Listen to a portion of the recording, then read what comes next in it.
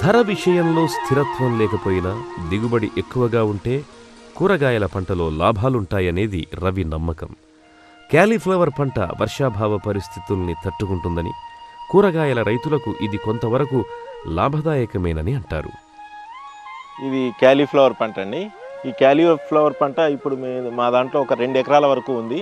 ఇంతకుముందు ఒక 2 ఎకరాలు అయిపోయింది. ఇప్పుడు ఒక 2 ఎకరాల్లో కోతకు రెడీగా ఉంది. ఇది ఇంకా ఒక 15-20 రోజుల్లో కోతకి రెడీ అవుతుంది.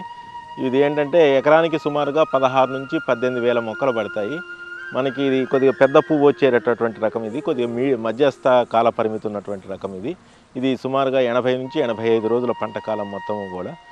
సుమారుగా మాకు ఒక పువ్వు వచ్చేసి ఇక్కడ మేము మా పొలం దగ్గరే 8 రూపాయల వరకు, 8 నుంచి డిమాండ్ ఉంటే 10 రూపాయల వరకు అమ్మటానికి అవకాశం ఉంది. 8 రూపాయలు లెక్కేసుకున్నా సరే మాకు ఈ 16,000 మొక్కల మీద 16 × 8 రూపాయలు అంటే 1,25,000 వరకు అమ్మకం రావడానికి అవకాశం ఉంది. ఖర్చు పరంగా చూస్తే ఈ క్యాలీఫ్లవర్ పంట అనేది చాలా తేలిక పంట. దీనికి తెగుళ్ళు రావు, ముఖ్యంగా వైరస్లు రావు. దీనికల్లా ఒకే ఒక సమస్య ఏంటంటే పురుగు రావడానికి అవకాశం ఉంది. మనం సస్యరక్షణ విత్తనానికి, సస్యరక్షణకి, తర్వాత మందులకి అన్నిటికీ కూడా ఎకరానికి 10 నుంచి 15 వేలు బాగా ఎక్కువ పెట్టినా సరే 20,000 కన్నా ఎక్కువ అవసరం లేదు దీనికి. అండ్ 80-85 రోజుల్లో పంటకాలం కూడా చాలా తక్కువ పంటకాలం ఉన్నటువంటి ఇది మిగతా పంటల మీద చూస్తే.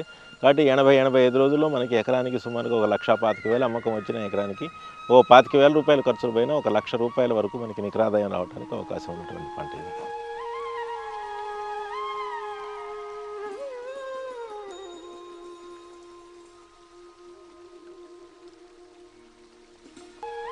సంప్రదాయ వరి, పత్తి, చెరకు లాంటి పంటలు ఒకేసారి ఆదాయాన్ని అందిస్తాయి. అయితే కూరగాయల వల్ల మాత్రం రైతు రోజువారీ ఆదాయాన్ని పొందవచ్చు. కొన్ని రకాలు మనం ఒకే రకం కాకుండా, ఇప్పుడు ఉదాహరణకు నాకు ఉన్నది ఎకరన్నరనే. ఎకరన్నరలో ఎన్నో రకాల పంటలు వేసినాను నేను. మీరు కూడా దాదాపు 25 నుంచి 30 రకాలు వేసినాం. అయితే ప్రతిరోజు ఒక రకం గ్యాప్ ఉన్నా ఇంకో రకం వస్తూనే ఉంటుంది. నాకు రోజు ఆదాయం సంవత్సరానికి 365 రోజులు ఆదాయం వస్తూనే ఉంటుంది. మీరు కూడా అట్లా చేసుకుంటే తప్పకుండా మీకు కూడా ఈ ఆదాయం నా పద్ధతిని అనుసరిస్తే మీరు కూడా తప్పకుండా ఇతరులకు కూడా మీరు చెప్పగలుగుతారు, లాభాలలో నడిపించుకోగలుగుతారు. ఒక్క ఎకరం ఉంటే చాలు. MBA, MCA వీళ్ళు చేసిన వాళ్ళకంటే మనం అధికంగా సంపాదించవచ్చు.